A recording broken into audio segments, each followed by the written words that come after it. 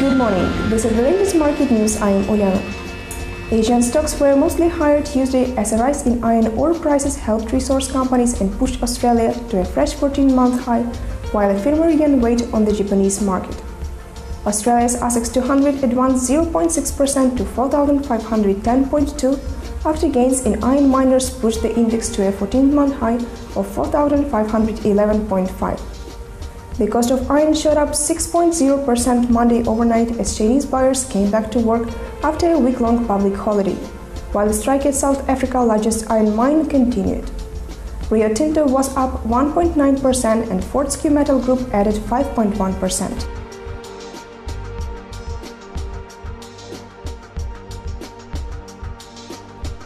Oil rose 1% to $90.24 in Asia, which boosted some regional oil companies.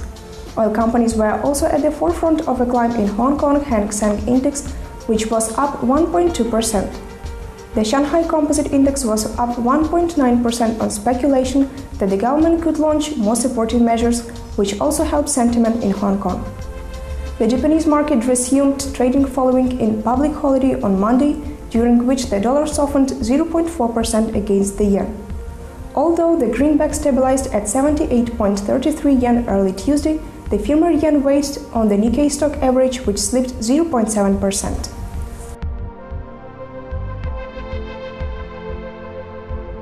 Today in Europe, Mario Draghi, European Central Bank President, is due to testify before the Committee on Economic in Brussels.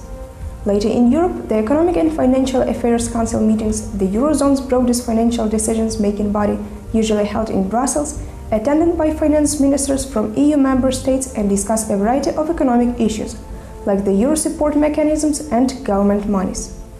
In Great Britain, manufacturing production, value the manufacturer's output production, is due to reduce down to minus 0.6% this time from 3.2% on September.